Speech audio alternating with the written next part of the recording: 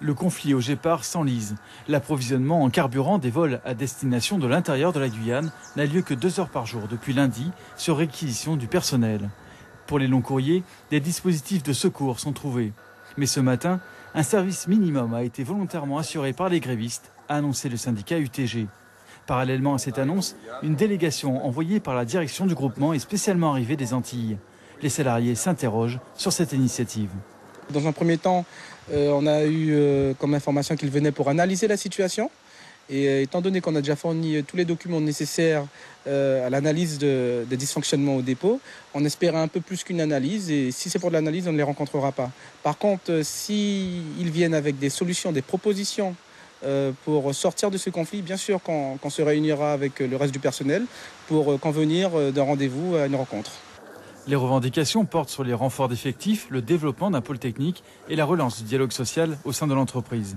La délégation, envoyée par le Gépard, s'est engouffrée dans une salle de réunion de l'aérogare, à quelques dizaines de mètres donc du dépôt de carburant. Autour de la table, les représentants de l'aéroport, mais aussi d'Air Guyane, la compagnie la plus impactée par le conflit. L'objet de notre visite est de pouvoir rencontrer différents interlocuteurs, notamment les représentants du personnel du Gépard, pour pouvoir négocier et trouver une issue au conflit dans les meilleurs délais. On rencontrera les représentants du personnel demain matin dès 8h30. Le temps presse pour Air Guyane, dont le nombre de vols reste très limité à l'approche du week-end du 1er mai. Depuis le début de la semaine, lundi et mardi, nous avons eu 2 vols sur 4 en moyenne. Hier, rien du tout. Et aujourd'hui, 2 sur 5.